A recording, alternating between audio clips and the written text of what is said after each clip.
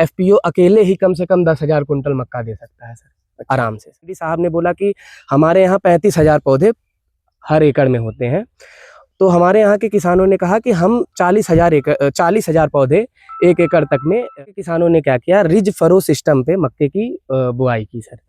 अब ridge furrow system पे बुआई करने से फ़ायदा ये हुआ सर, हमारा इंटर कल्चरल ऑपरेशन जो है वो 0 हो गया सर। और इंटर कल्चरल ऑपरेशन में मक्के में सर सबसे ज़्यादा जो है सर कॉस्ट लगती थी सर किसानों की, और वो हमारा एकदम 0। आलू बोने वाली मशीन से इस मक्के को लगाया गया है सर, और हमारे यहाँ के किसान जो है इस मक्के को सर लगा रहे हैं, और 1 एकड़ में लगभग 40 से 45 कुंटल की उपज आराम से ले रहे हैं। मैं कृषि विभाग का और आदरणीय डिप्टी डायरेक्टर साहब का और एडीए मोटा अनाज श्री जगदीश भट्ट साहब का बहुत बहुत तहे दिल से धन्यवाद देता हूँ।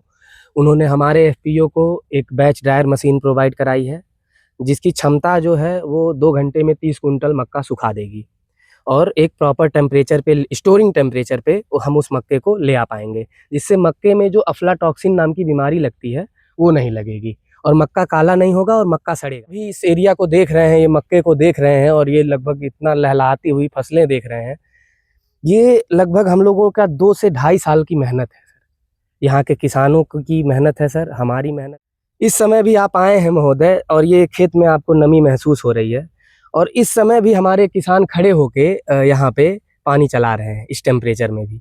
तो ये उनके मेहनत का परिणाम है कि इन मक्कों में दाना बन।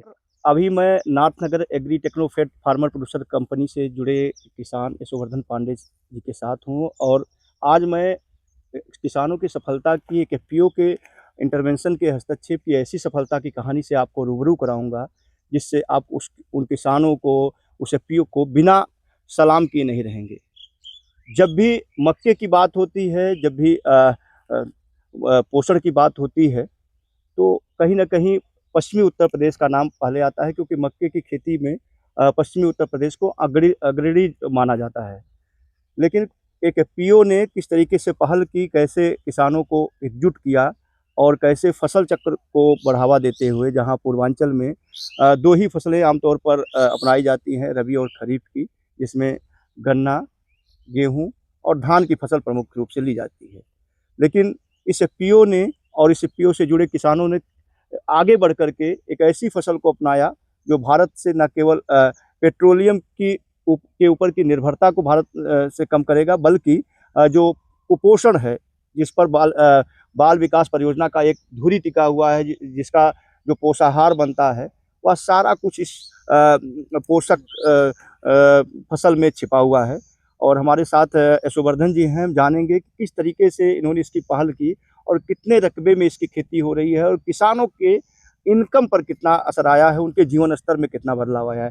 सर, आपका स्वागत है। जी सर, और एक अच्छी पहल की कि पूर्वांचल जहां गन्ना और गेहूं की फसल के लिए जाना जाता था, धान की फसल के लिए जाना जाता था, वहीं पर हम देख पा रहे हैं कि दूर दूर तक सिर्फ मक्के की फसल नजर आ रही है। तो ये कैसे शुरुआत हुई? सबसे पहले तो ये जो मक्के की फसल आपको नज़र आ रही है सर, इसके लिए मैं अपने अन्नदाता किसान भाइयों को धन्यवाद देना चाहता हूं सर।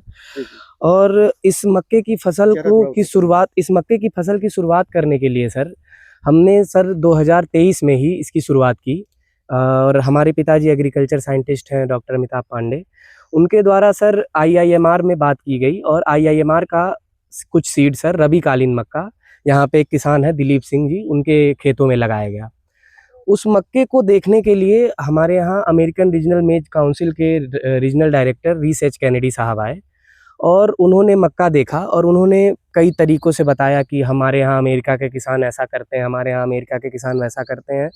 तो हमारे यहाँ के किसानों ने भी उस चीज़ को सुना, और उसी मीटिंग में ही हमारे यहाँ के किसानों ने बोला कि वहाँ पे रीस एच कैनेडी साहब ने बोला कि हमारे यहाँ 35,000 पौधे हर एकड़ में होते हैं। तो हमारे यहाँ के किसानों ने कहा कि हम 40,000 पौधे 1 एकड़ तक में वो कर सकते हैं। तो उस समय तो ये बात मतलब मुझे भी पॉसिबल नहीं लगी, लेकिन उसके बाद जब हमारे यहाँ मक्के की खेती हुई, उसके बाद से कई कंपनियां आई, मक्के की सीड्स प्रोवाइड कराए किसानों को, डीमो में सीड मिला किसानों को, और कुछ किसानों ने खरीदा भी और मक्के की खेती कराई सर। उसमें सबसे बड़ा काम हमारे यहाँ के किसानों ने क्या किया, रिज फरो सिस्टम पे मक्के की बुआई की सर। अब ब्रिज फरो सिस्टम पे बुआई करने से फ़ायदा ये हुआ सर, हमारा इंटर कल्चरल ऑपरेशन जो है वो ज़ीरो हो गया सर। और इंटर कल्चरल ऑपरेशन में मक्के में सर सबसे ज़्यादा जो है सर कॉस्ट लगती थी सर किसानों की, और वो हमारा एकदम ज़ीरो हो गया सर। उसके बाद सर रिज फरो सिस्टम से बुआई करने से पानी भी सर, पानी की मात्रा हमारे पौधों में खेत के जो हमारे मक्के के पौधे हैं उसमें काफ़ी कम लगा सर। और उसके बाद से सर हमने एक बेड पे 2 पौधे लगाए सर। और ये सर सबसे बड़ी उपलब्धि हमारे किसानों की हम आपको ये बताना चाहेंगे कि ये जो मक्का आप देख रहे हैं सर यहाँ पे, ऐसे लाइन से बुआई करने के लिए इस मक्के की और जगहों पे न्यूमेटिक प्लांटर की ज़रूरत पड़ती है सर। और वो न्यूमेटिक प्लांटर का कॉस्ट 6.5 लाख रुपए है सर आज के डेट में भारत के मार्केट में। और ये जितना मक्का रिज फरो सिस्टम पे आप देख रहे हैं सर, मात्र 80,000 रुपए के आलू बोने वाली मशीन से लगाया गया है सर। और ये आलू बोने वाली मशीन से इस मक्के को लगाया गया है सर। और हमारे यहाँ के किसान जो है इस मक्के को सर लगा रहे हैं और 1 एकड़ में लगभग 40 से 45 क्विंटल की उपज आराम से ले रहे हैं सर। प्रति एकड़ उत्पादन की बात कर रहे थे आप, तो अगर ये देखा जाए कि प्रति एकड़ किसानों की के लाभ की गणना अगर करें तो अगर रेट सही मिल जाता है एमएसपी के अनुसार, तो प्रति एकड़ किसानों को कितनी लागत आ जाती है, उनको लगभग कितना लाभ मिल जाता है? देखिए सर, जो हमारा ये तरीका है इससे 15 से 20 हजार रुपए प्रति एकड़ का लागत आ रहा है। और अगर किसान को एमएसपी मिलती है सर, तो वो आराम से सर 1 एकड़ में 50 से 60 हजार रुपया बहुत आराम से सर बचा सकता है। ये मिनिमम मैं बता रहा हूँ, और बाकी मैक्सिमम में सर ये कम से कम 80 हजार तक किसान बचा सकता है। क्योंकि 1 एकड़ में किसान चाहे तो 50 कुंटल मक्का दाने का उत्पादित कर सकता है, और ये मैं डंके की चोट पे कह सकता हूँ। और 50 कुंटल दाने की अगर एमएसपी पे बिक्री हो गई तो वो 1 लाख रुपए से अधिक से की बिक्री होगी। और आप खुद ही जोड़ सकते हैं, 15 से 20 हजार की लागत लगाकर अगर किसान 1 लाख रुपए कमा ले रहा है तो ये उसके लिए काफ़ी अच्छा है। तो एमएसपी को लेकर के क्या प्रॉब्लम यहाँ आ रही है? खरीद केंद्र नहीं बनाए जा रहे हैं या खरीद केंद्र द्वारा खरीदे नहीं जा रहा है? सर यहाँ पे कोई मक्के का कोई सेंटर ही नहीं है। लास्ट ईयर जो योगी सरकार ने मक्के का सेंटर बनाया भी था तो अयोध्या तक सेंटर आया था, बट यहाँ पे कोई सेंटर नहीं है। यहाँ तक कि सर गोरखपुर में भी कोई मतलब नहीं लेता है। मंडी में और आढ़तियों के द्वारा सर रेट सही नहीं मिल पाता है किसानों को, तो एमएसपी की समस्या हमेशा से रही है। बट हम अपने किसानों को कोशिश किए हैं, जो भी हमने मक्का आईजीएल को सप्लाई कराया उसमें भी हमने जब जो सप्लाई हुआ वो मक्का हमारा 2250 रुपये पे ही हुआ, और उस समय की एमएसपी से 10-20 पैसा किसानों को हमने ज़्यादा ही दिलवाया सर। बट अभी हमारे पास कोई अच्छा खरीदार इस समय मौजूद नहीं है, लेकिन हम इस चीज़ों को चुनौती पूर्वक इन सारी चीज़ों को हैंडल कर रहे हैं सर। और हमको पता है सर, हमारा किसान एक योद्धा है और युद्ध कर रहा है, और युद्ध कर रहा है, और इस युद्ध में उसको विजय मिलेगी सर। अच्छा, अगर आप अपनी बात एमएसपी को लेकर के, खरीद केंद्र को लेकर के सरकार तक पहुंचाना चाहें इस वीडियो के जरिए, जी, तो कहाँ पर केंद्र खुले और लगभग कितना उत्पादन होने की संभावना है जिससे किसानों को एमएसपी पर बेचने में आसानी हो सकती है? सर अगर यहाँ पे हमारे संत कबीर नगर में इस वर्ष अगर ये सेंटर लगाते हैं तो हमारा एफपीओ अकेले ही कम से कम 10,000 कुंटल मक्का दे सकता है सर। अच्छा, आराम से सर। अच्छा, ये तो आपने बात की मक्के के उत्पादन को लेकर के और सप्लाई को लेकर के। अगर हम बात करें एफपीओ की भूमिका को, तो किस तरह की तकनीकी जानकारी आप फील्ड लेवल की जानकारी किसानों को प्रोवाइड कर रहे हैं, जिससे किसानों को जो फसल लेने के दौरान हानि का सामना करना पड़ता है, कीट बीमारियों का सामना करना पड़ता है, उससे वो बच पा रहे हैं? सर देखिए, हम लोग जो है जो मक्के का सर शुरुआत ही करते हैं तो सबसे पहले हम लोग ट्रेनिंग ही कराते हैं। जैसे जो भी हमारे बीज वितरण कार्यक्रम होते हैं हमारे एफपीओ के, तो उसमें हम लोग किसानों को बताते हैं कि फसल को कैसे लगाना है। सबसे पहले तो सर हम किसानों को बेसिक से बताते हैं कि पौधे से पौधे की दूरी कितनी होनी है। जी। तो हम एक बराबर दूरी पे पौधा लगता है तो पौधे को सर स्पेस मिलता है बड़ा होने के लिए सर। तो उस हिसाब से सर ये इसकी ट्रेनिंग होती है सर। उसके बाद से सर सबसे ज़्यादा इसमें सर ये बीमारी लगती है सर, जिसमें पत्तों में सर कीड़े खा लेते हैं। गदैला एक वो होता है, कीड़ा होता है। उसके लिए कौन सी प्रॉपर बढ़िया दवा है उसका छिड़काव करने से वो हो जाए। क्योंकि सर हम इसमें इंटरकल्चरल ऑपरेशन सर करते नहीं है, निराई गुड़ाई करते नहीं है, तो कौन सी दवा के उपयोग से ये इसमें खरपतवार ना हो उसका सर हम लोग किसानों को सही जानकारी देते हैं सर। पानी किस समय पे, क्योंकि जायदकालीन मक्का है सर, बिना पानी के मक्का होगा नहीं सर, क्योंकि जब ये इस स्टेज में मक्का रहता है सर तो प्रॉपर नमी की बहुत आवश्यकता रहती है पौधों को सर, तो दाना बनने के लिए सर। तो उस समय सर कितना पानी देना है, कितना टेम्परेचर मेंटेन करना है, तो इस प्रकार से सर हमारे एफपीओ के लोग और हम लोग आते हैं सर, यहाँ पे किसानों से बात करते हैं, किसानों को हम लोग जागरूक करते हैं कि आपके फसल में ये दिक्कतें हो रही हैं, इस चीज़ की समस्या है। जैसे अभी हम लोग आ रहे थे तो इनका खेत देखे सर, तो उसमें जो पत्ते जो है सूख रहे थे, तो अब हम इनसे ये बात करके ज़रूर जाएंगे कि वो पत्ते अगली बार आएँ तो वो हमें हरे मिले, और उसका समाधान कैसे निकल पाएगा उस पर हम लोग बृहद रूप से चर्चा करते हैं खाद सर। बीज कौन मुहैया कराता है? एक समस्या आपने बातचीत के दौरान बताई कि जी सर। जिस कंपनी के साथ आपका एग्रीमेंट हुआ था सप्लाई को सर। लेकर के, उसने उसमें नमी की समस्या हाँ। को लेकर के खरीदने में बड़ी समस्या पैदा की थी। तो इस साल क्या प्लानिंग है कि उसमें जो देखिए, मॉइस्चराइजर है हाँ, उसको कम किया जा सके? देखिए इसके लिए तो मैं कृषि विभाग का और आदरणीय डिप्टी डायरेक्टर साहब का और एडीए मोटा अनाज श्री जगदीश भट्ट साहब का बहुत बहुत तहे दिल से धन्यवाद देता हूँ।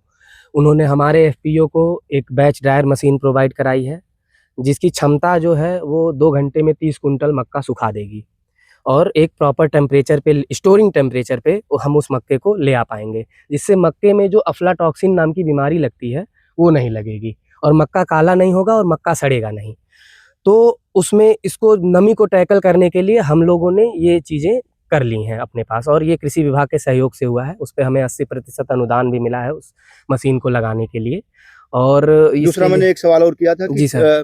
खाद बीज में से कौन-कौन सी हाँ। चीजें आप मुहैया करा रहे हैं? जैसे देखिए, बीज के लिए हम लोग सर, जब से हम लोग यहाँ पे कार्य कर रहे हैं, जिसमें और बीज भी सर देखिए, जायदकालीन मक्के के लिए सारे मक्कों में दाना नहीं बन रहा है। पिछले 2 साल का जो हमारा अनुभव है उसमें सारे मक्कों में दाना नहीं बन पा रहा है सर। जैसे कुछ ही वेराइटीज़ हैं जिनमें मक्का में दाना बन रहा है। जैसे पायनियर कोर्टेवा की एक वेराइटी है P1899, जी, जी। उसमें दाना बढ़िया बन रहा है। बायर डेकाल की वेराइटी है 9208 और 9108 प्लस, जी। इसमें दाना बढ़िया बन रहा है। बीएनआर के 4226 में भुट्टे के लिए बढ़िया दाना बन रहा है। जी, ये 3 वेराइटीज़ हैं। जी। बट समस्या क्या आ रही है सर, कि ये तीनों वेराइटीज़ पे सब्सिडी नहीं है हमारे यहाँ। अच्छा। कृषि विभाग में त्वरित मक्का विकास कार्यक्रम चल रहा है प्रॉपर मक्के के विकास के लिए, लेकिन जो मक्का महोदय जिस मक्के में दाना बन रहा है उस मक्के को लगा के किसानों को सब्सिडी नहीं मिल पा रही। अगर यही मक्का जो है, अब मान लीजिए ये मक्का जो है, ये उसका मक्का है, क्या नाम है, डेकॉल का, बायर का 9208 है सर। इस मक्के के ऊपर अगर किसान को सर एकड़ के हिसाब से, त्वरित मक्का विकास के जियो के हिसाब से एकड़ पे उसको सब्सिडी मिलती, तो वो जो 15,000 की, उसकी 15 से 20,000 की जो लागत आ रही है सर, वो उसकी काफ़ी कम रहती, जी, जी। और वो एक सरकार से सपोर्ट हो जाता सर। तो ये रहता। और बीज के लिए सर हम लोगों के द्वारा जो कार्य किया जा रहा है, जो शुरुआत में भी सर हम लोगों ने पायनियर का लगभग 40 एकड़ का डीमो यहाँ पे दिलाया, और किसान, जैसे किसी किसान को, जैसे कोई किसान है हमारा, उसको हमने 1 एकड़ का डीमो दिया सर, तो वो 1 एकड़ जो है मार्केट से खरीदता है सर, तो वो 2 एकड़ जो है मक्का लगा लेता है सर। ऐसे ही हम किसानों को सपोर्ट करते हैं।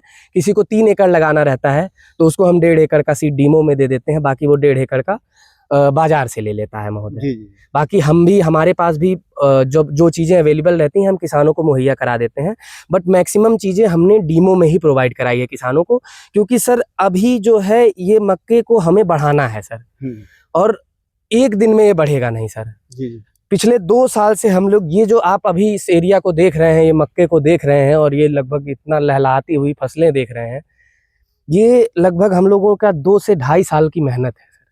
यहाँ के किसानों की मेहनत है सर, हमारी मेहनत है।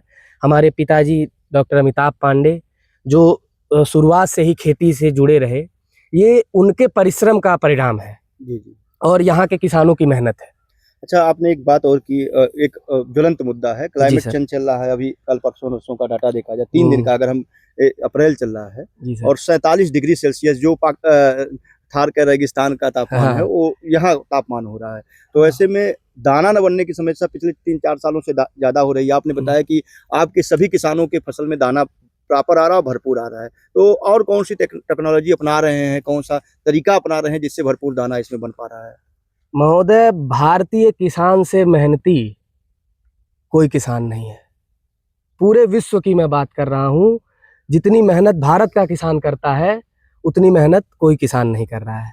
हमारे पास सिस्टम नहीं है, हमारे पास उतनी टेक्नोलॉजीज नहीं है, लेकिन हमारे पास अपने परिश्रम का, हमारे पास अपने बाहुबल का दम है, जिसके थ्रू हम इस जो आप बता रहे हैं थार की का टेम्परेचर यहाँ पे है और उस टेम्परेचर में भी दाना बना ले जा रहे हैं।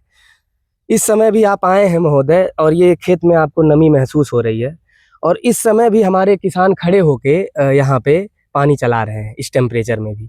तो ये उनके मेहनत का परिणाम है कि इन मक्कों में दाना बन जा मतलब रहा है। आपका कहना का मतलब है कि जब इसमें फ्लावरिंग स्टेज हो जी सर, तो इसमें प्रॉपर नमी बनी रहनी चाहिए। इसमें प्रॉपर नमी बनी रहनी चाहिए, क्योंकि सर ये जो क्या कहते हैं जीरा लेता है सर, ये इसका पॉलन जो है ज़्यादा टेम्परेचर होता है तो ये मर जाता है सर। जी जी। तो इसको यहाँ पे नीचे गिरने तक के लिए जी। हमको नमी जो है प्रॉपर मेंटेन रखनी रहती है सर। जी। और ये जो है इतनी गर्मी में पानी चला पाना, कोई खेत में खड़ा ही नहीं होना चाहता है, बट हमारे यहाँ के किसान खड़े हो रहे हैं, जज्बे को दिखा रहे हैं सर, तो इस वजह से इसमें दाना बन रहा है।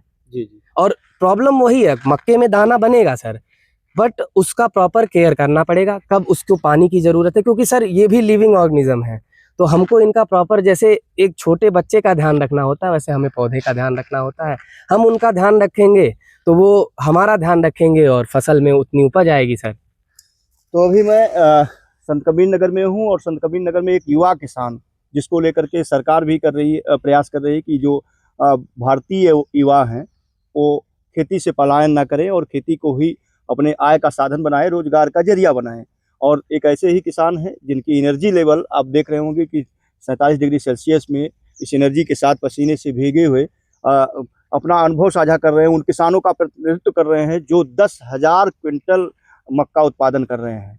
और उनके सामने एक समस्या है एमएसपी को लेकर के, और आशा करता हूं कि ये जो खबर जाएगी, जब वीडियो जाएगा, अनुभव जो उन्होंने शेयर किया है, सरकार तक अगर पहुंचेगा तो सरकार कहीं खोले या ना खोले, लेकिन यहाँ पर संत कबीर नगर के नाथ नगर क्षेत्र में अपना क्रय केंद्र मक्के खरीदारी के लिए, खासकर एमएसपी पर खरीदारी के लिए जरूर खोलेगी। और इस मॉडल को पूर्वांचल में अन्य जिलों में भी अडॉप्ट कराने की कोशिश करेगी कि किस तरीके से जब गर्मी का मौसम, जिसे हम जायद फसल के कहते हैं, जायद सीजन कहते हैं, किसान खाली छोड़ देते हैं, उस सीजन में भी किसान करीब 1 लाख रुपए की फसल उगा रहे हैं और उसमें 1,000 रुपए की लागत आ रही है। अगर उन्हें एमएसपी मिलता है तो निश्चित तौर पर उन्हें प्रति एकड़ 80,000 रुपए का लाभ होगा। यानी जिस खेत को खाली छोड़ करके धान की खेती लेते थे, उस खाली खेत से भी 2 से 3 महीने में, 2.5 महीने में वो लगभग 80,000 रुपए की प्रति एकड़ आमदनी कर सकते हैं। ऐसे ही हम और किसानों से बातचीत करेंगे, इनकी टेक्नोलॉजी देखेंगे और जो इस पहल है, इस पहल को दूसरे जिलों में भी प्रसार करने के लिए इनके प्रयासों को भी देखेंगे। तब तक बने रहिए।